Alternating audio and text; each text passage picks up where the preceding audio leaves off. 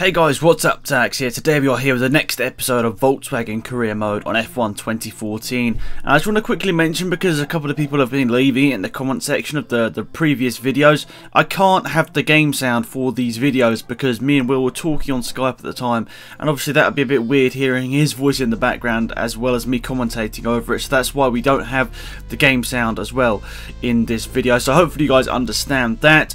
And obviously if we did maybe live commentaries in the future, we could use the game sound in this, but we didn't really want to have, you know, live commentary in this series, so hopefully you guys are alright with that. I did mention it many times in the past, but just letting you guys know once again.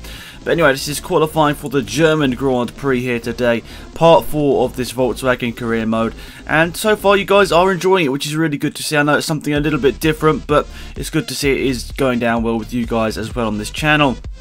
I am trying to do quite a lot of F1 2014 mods in this channel over the next sort of month or so, because obviously the game is sort of getting a little bit tiresome because it's just getting very repetitive. So I'm hoping to bring some sort of new things with the mods and all that sort of stuff. So hopefully you guys will enjoy that series as well.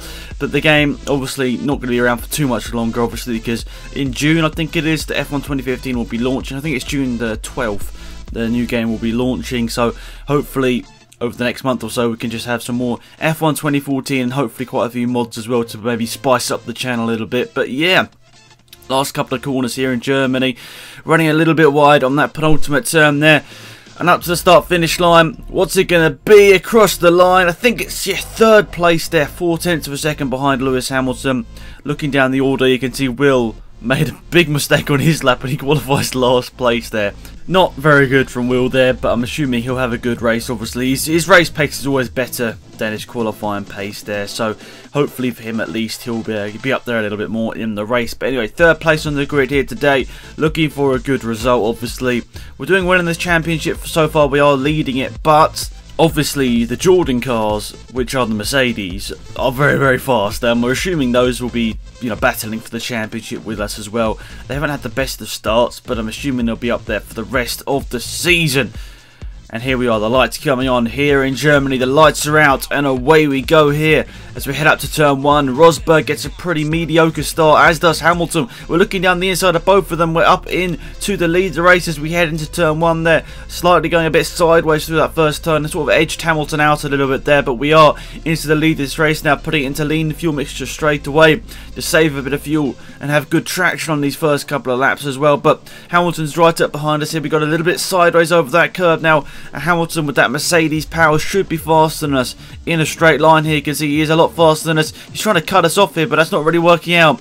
I was actually trying to do the switch back there, but he still had a bit of an overlap there, so I actually hit his back of his car a little bit there. But luckily for us, we both kept going. But it did mean that Rosberg got into the lead this race here, which I suppose in a way is not too good, but I suppose it's not too bad because he's not that far up in the championship, so it doesn't really matter if Rosberg has a good race result here because he's not really in championship contention. Hamilton's the one we need to really look out for in this championship. He's the one with a lot of points, and he's the main sort of challenger in this championship to me at this current time, I suppose. But Rosberg can still get into it, obviously, with the double points we'll have in Abu Dhabi for the last round of this season. And now going into the final couple of corners in this lap, we're going to have enough speed through these to maybe catch up to Rosberg. We have a good run through there, but we run wide once again like we did our qualifying lap there.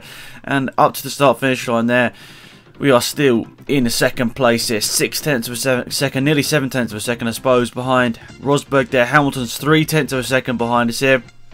And Raikkonen's having a good race in 4th place, but we're looking down the inside there of Rosberg. There wasn't the space, but we should have a better run through here than Rosberg. Now, I see he ran a little bit wider, obviously, because we tried to attack him now, but running down this back straight here, running side by side with Nico Rosberg. Can we get enough of an overlap? He's still side by side with us here. Can we get a little bit later on the brakes, maybe? Yes, I'm assuming, yes.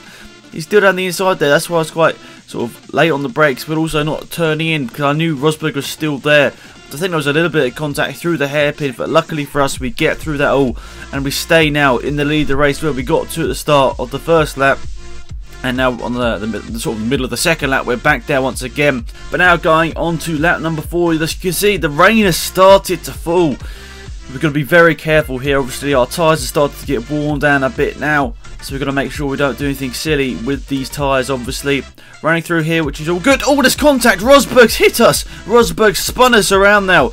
And that's really a big disaster for this championship. Rosberg's made contact with us. And oh, we're struggling to get back in the right direction here. That's just a big disaster there now. Rejoining just in front of the Audi of Bianchi. And as we head into the pit lane on lap number 6, you can see we're in 12th place now.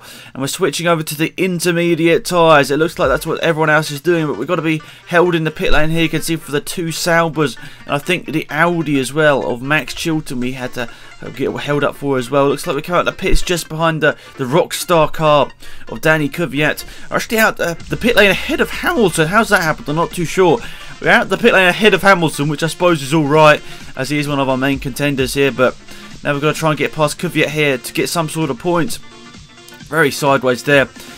Obviously no DRS now in these conditions, but Hamilton's right up behind us. He'll have the faster car in a straight line, obviously, as the Mercedes has got a better engine. Obviously the Jordan is the Mercedes, but you guys know what I mean.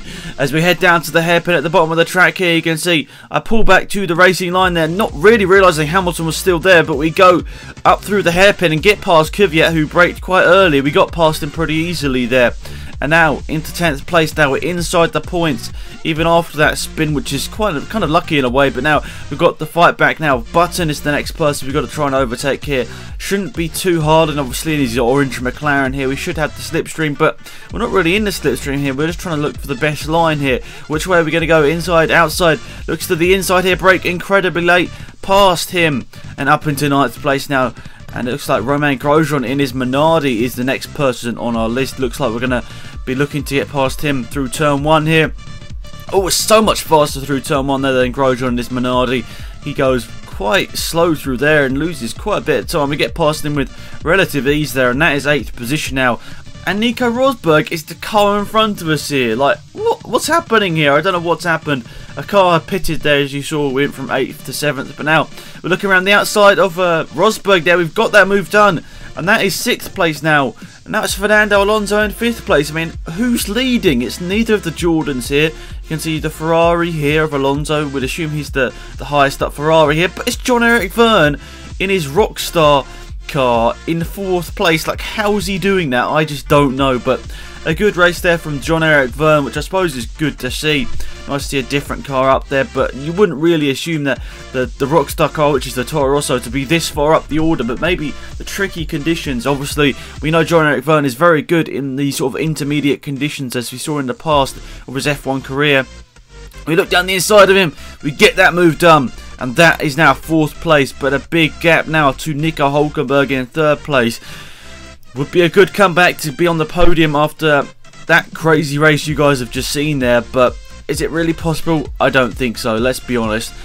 I don't think we've got enough speed to catch up to Nico Hülkenberg. He's got a decent car underneath him, and we'll see what the sector time is here. I think we're coming up to lap 1 of the Audi cars here. Nearly 8 seconds to Hülkenberg here, so with just over 2 laps to go here, I think we've pretty much just got to be just staying on the track. But it's actually Will who's in 22nd place. He risked it on the full wet tyres. It wasn't actually full wet conditions, so you can see I was distracted there. I was looking at my mirrors and Will actually half spun it into one of the cars there. That's why I was like a bit distracted. But it's Kevin Magnussen who's won the race. What the hell has happened there? I don't know, but Kevin Magnussen's just won a race here in his orange McLaren. Then it's obviously Kimi Raikkonen in his Ferrari in 2nd place, so I suppose that's alright for him. And we brought home, I should say, 4th place after a pretty crazy race there. Hamilton's not even inside the points. Rosberg only got 4 points. So what a crazy race there. The police intercept the car if Hülkenberg gets a podium. Vergne finishes in 5th place. Like, what a crazy race that was. Kvyat just misses outside the points in his Rockstar car. Suttel just outside the points as well. What a crazy race this has been, guys. Hopefully you've enjoyed it, but this is how it sort of changes up the standings now. I still lead on 80 points over Hamilton on 51. Will is on 3rd place on 46. Then it's Magnussen on 45. He's really closing the gap there. Hülkenberg and his police interceptors now on 35 in 5th place. Then it's Raikkonen, Alonso, Rosberg in 8th place. Only got 30 points so far this season. in his Jordan. Then it's Bottas in his KFC Williams, and then Button rounds up the top 10. Volkswagen still lead the constructors with Jordan in second place here. Ferrari are in third place there. Then it is Orange McLaren in fourth place, and Police Interceptor F1, after the good race result there, are now fifth place in the Constructors' Championship. Not that far behind McLaren. Obviously, McLaren have a good race result there with 25 points, put them, I think, above Police Interceptor F1 in that race. But yeah, good race again, guys. Hopefully you did enjoy it. Be sure to tune in about a week's time for the next episode. And until next time, it's been AlexZAfRo out here. Goodbye.